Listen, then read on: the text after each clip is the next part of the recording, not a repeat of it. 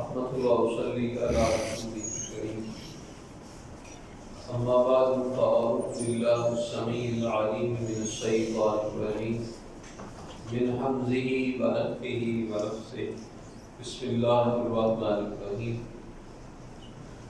نبی مکرم صلی اللہ علیہ وسلم کے صحابہ رضوان اللہ علیہم اجمعین،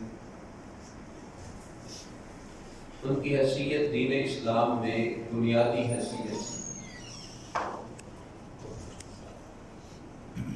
دین اسلام کی بقا کے لیے اور دین اسلام میں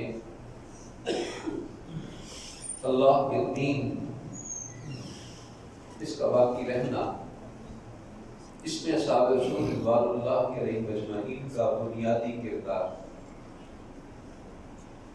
اور اگر میں یہ بات کہوں اگر اصحاب رسول نہ ہوتے رضوان اللہ علیہ اجمعین تو یہ دین باقی نہ رہتا۔ اگر اصحاب رسول رضوان اللہ علیہ اجمعین نہ رہتے تو اللہ کی عبادت نہ ہو پاتی۔ اللہ کی عبادت اور دین کی بقا کے لیے ضروری تھا کہ اللہ عز و جل نبی صلی اللہ علیہ وسلم کے صحابہ کو باقی رکھے اور ان کے شرف کو دوبارہ رکھے۔ تو یہ تو جذباتی بات نہیں کی، نبی صلی اللہ علیہ وسلم نے خود یہ بات ارشاد فرمائی۔ جب غزوہ بدر کا واقعہ پیش آیا تو غزوہ بدر میں میدان کا نقشہ کچھ اس طرح تھا۔ بدر کا مقام آج بھی اپنی جگہ پر ہے، کھلا میدان ہے، پہاڑیوں کے درمیان میں گرا ہوا۔ اس درے کے اندر 3 راستے ہیں، ایک تو راستہ مکہ کی طرف سے آتا ہے اور ایک راستہ مدینہ کی طرف آتا ہے اور ایک راستہ ملک شام کی طرف جاتا ہے۔ درمیان میں یہ کھلی اوپر جگہ، کافروں کا لشکر کھڑا ہے اور ان کے سامنے مسلمان جو ہے دو بدو کھڑے ہیں اور ان سے پیچھے ہٹ کر نبی علیہ السلام کے لیے ایک چھپر ایک سائبان بنایا گیا تھا اور آپ کی سپورٹی کے لیے کچھ انصاری صحابی مقرر کیے گئے۔ ابو بکر رضی اللہ تعالیٰ عنہ آپ علیہ السلام کے ساتھ تھے۔ آپ علیہ السلام کے سامنے یہ میدان کا نقشہ ہے۔ اس کمیت میں آپ صلی اللہ علیہ وسلم دیکھ رہے ہیں، آپ کے ساتھیوں کی تعداد ہے 313، کافروں کا لشکر تھا 1000، مسلمانوں سے 2 گنا بڑا لشکر تھا۔ مسلمانوں کے پاس اسلحہ نہ ہونے کے برابر تھا، جبکہ کفار پوری طرح اسلحے سے لیس تھے۔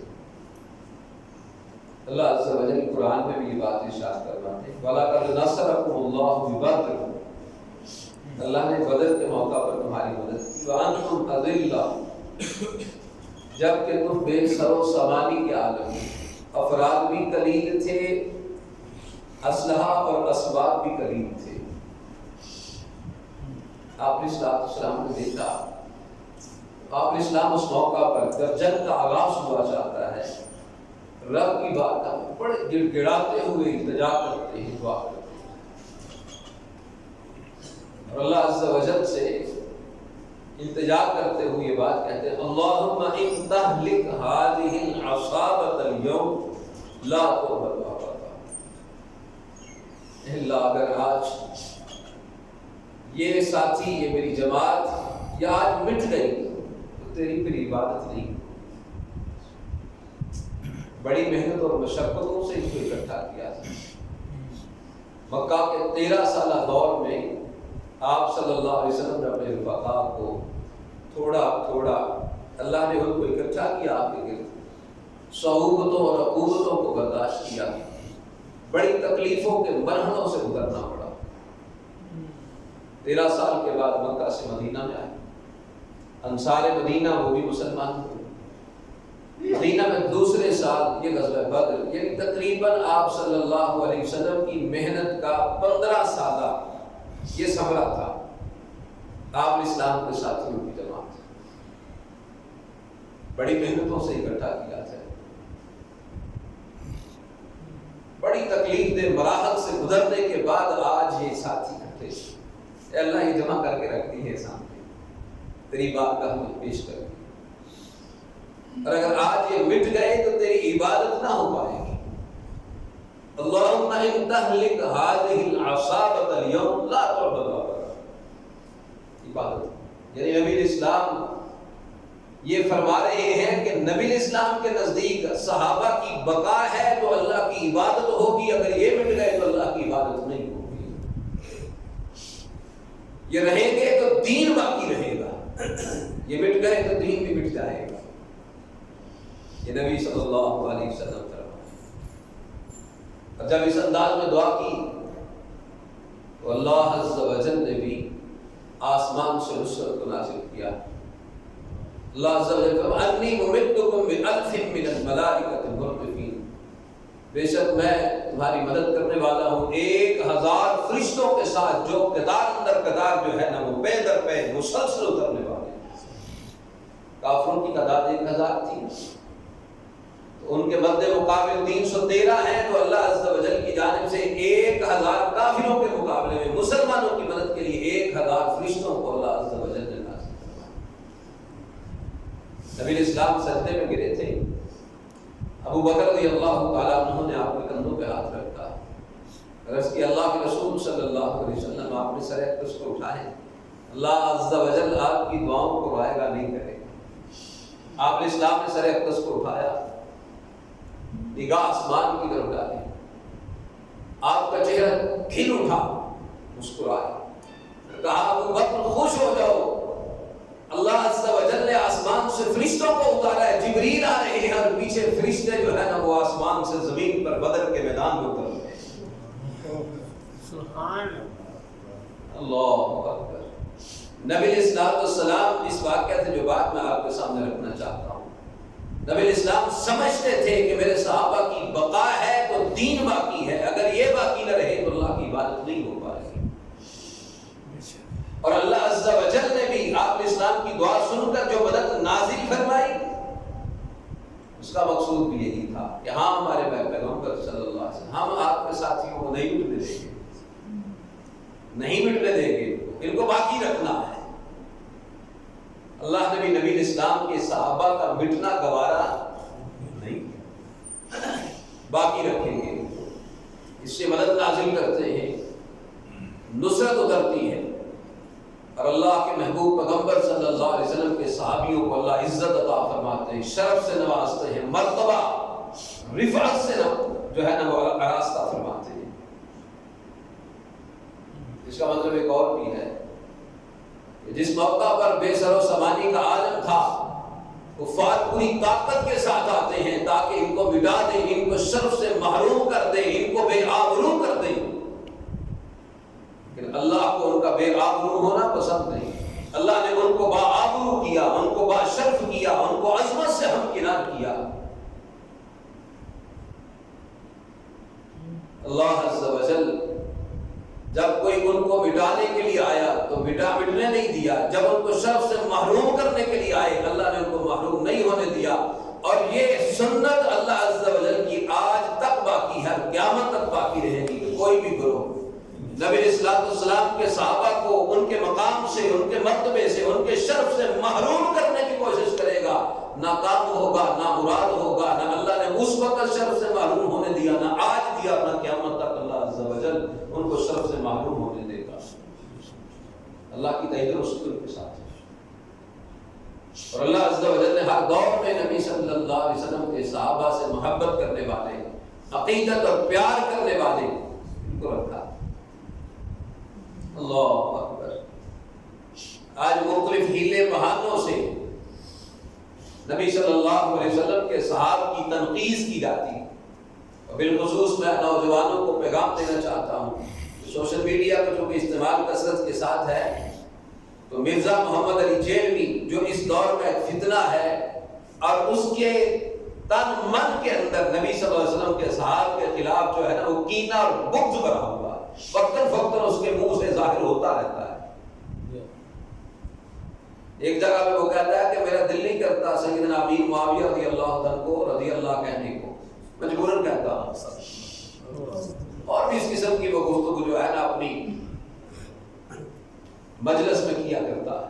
تو اس لیے نوجوانوں کو بالخصوص ایسے ہر بندے سے جو ان کے شرف کو داغدار کرنا چاہتا ہے، اصحاب رسول کی عظمت کو لوگوں کی نظر سے کم کرنا چاہتا ہے، ایسے ہر فتنے سے انسان کو بچنا چاہتا ہے. اللہ حقیقی بات یہ ہے، نبی صلی اللہ علیہ وسلم کے صحابہ کے پاس تو عظمتوں کی وہ باتیں تھیں جو کائنات میں کسی کے پاس نہیں. اصحاب رسول رضوان اللہ علیہم اجمعین، ان کے پاس وہ آنکھیں تھیں جو رخ مصطفیٰ کو دیکھا کرتی تھی. کیا اس شرف کا کائنات میں کوئی ان کا مقابلہ کر سکتا ہے؟ نبی اسلام نے فرمایا تھا لا تمس النار من رآنی او رآ من رآنی، اس کو آگ نہیں چھو سکتی جس نے حالت ایمان میں مجھ کو دیکھا ہے. اللہ نے اس پر جہنم کی آگ کو حرام کر دیا. کیا ان کی آنکھوں کا مقابلہ کر سکتا ہے کوئی؟ ساری کائنات کی آنکھیں ایک طرف ہوں، ایک صحابی رسول کی آنکھیں ایک طرف ہوں، ساری کائنات کی آنکھیں مل کر ایک صحابی کی آنکھوں کا مقابلہ نہیں کر سکتی. ان کو وہ شرف حاصل ہے، وہ اعزاز حاصل ہے جو کائنات میں کسی کو حاصل نہیں. ان کے پاس وہ ہاتھ تھے جو نبی صلی اللہ علیہ وسلم کے ہاتھوں سے مس کرتے تھے. آپ صلی اللہ علیہ وسلم کے ہاتھ پہ ہاتھ رکھ کے بیٹھ کرتے تھے. اللہ عز و جل قرآن میں فرماتے ہیں ان الذین یبایعونک انما یبایعون اللہ ید اللہ فوق ایدیہم، بے شک وہ لوگ جنہوں نے نبی آپ صلی اللہ علیہ وسلم سے بیعت کی انہوں نے اللہ سے بیعت کی. اللہ کا ہاتھ ان ہاتھوں کے اوپر تھا، یعنی نبی اسلام کا ہاتھ نیچے، اس کے اوپر صحابی رسول کا ہاتھ اور اس کے اوپر اللہ کا ہاتھ تھا. کیا ان کے ہاتھ کا مقابلہ کر سکتا ہے کائنات میں؟ ان کے پاس وہ ہاتھ تھے جو نبی اسلام کو مس کرتے تھے. واللہ ان کے پاس وہ نمازیں تھیں جن کے امام محمد رسول اللہ صلی اللہ علیہ وسلم تھے. کائنات میں کوئی نمازی ایسے نمازی کا مقابلہ کر سکتا ہے کہ جو نبی اسلام کی امامت میں نمازیں پڑھتا رہا ہے؟ ان کے پاس وہ جہاد تھا جس کے سپہ سالار کائنات کے امام صلی اللہ علیہ وسلم ہوا کرتے تھے. میدان جہاد میں نکلے ہیں، جنگ میں نکلے ہیں. نبی السلام آپ الاسلام ساتھ ہے، اصحاب رسول آپ کی رفاقت میں آئے ہیں. کائنات میں کوئی ایسا بھی جہاد کسی کے پاس ہو سکتا ہے؟ ان کے پاس تو جمعۃ المبارک کے خطبات تھے جس کے خطیب محمد رسول اللہ صلی اللہ علیہ وسلم تھے. ان کے پاس وہ پاؤں تھے جو نبی اسلام کے پیچھے پیچھے چلا کرتے تھے. ان کے پاس وہ کان تھے جو نبی اسلام کی گفتگو کو سنا کرتے تھے. ان کے پاس وہ اعزاز کی وہ باتیں ہیں جو کائنات میں کسی کے پاس نہیں. اتنے عظیم لوگ تھے. اور ہمارے محسن ہے کہ دین کی بقا، دین کی محافظت، انہوں نے اس کے لیے اپنے تن من دھن کی قربانیاں پیش کی. آج جو ہمارے پاس اسلام ایمان پہنچا ہے تو ہمارے وہ محسن ہے کہ ان کی مشقتوں اور ان کی صعوبتوں کو عبور کرنے کے بعد، ساری مشکلوں کو عبور کرنے کے بعد دین آگے بڑھا پھر ہم تک پہنچا ہے. اس لیے ہمارے محسن ہے. اور اس محسن ہونے کے لحاظ سے بھی ہم میں سے امت مسلمہ کے ہر فرد پر لازم ہے کہ وہ نبی صلی اللہ علیہ وسلم کے صحابہ سے محبت کرے، ان سے پیار کرے، ان سے عقیدت مندی کا اظہار. اللہ عز و جل سے دعا ہے تمہاری ہمارے حال پر رحم فرمائے. ہمیں نبی صلی اللہ علیہ وسلم سے جو محبت اور عقیدت ہے، اللہ تعالیٰ اس محبت کو ہمارے لیے آخرت کا ذخیرہ بنا. اور اللہ عز و جل اس محبت کے بدلے ہمیں جنت میں نبی اسلام کے صحابہ کی رفاقت عطا فرمائے. اللہ عز و جل صحت عافیت ایمان کے ساتھ نبی زندگی عطا فرمائے. اسلام پر، ایمان پر، توحید پر زندگی، اسی پہ ہمارا خاتمہ فرمائے. دنیا آخرت کی رحمتیں، برکتیں، آسانیاں، عزت مبارک ہمارے مقدر میں فرمائے. دنیا آخرت کے دکھ، تکلیفیں، پریشانیاں اور ذلتوں سے مالک الملک ہمیں محفوظ فرمائے. وآخر دعوانا ان الحمد للہ رب العالمین.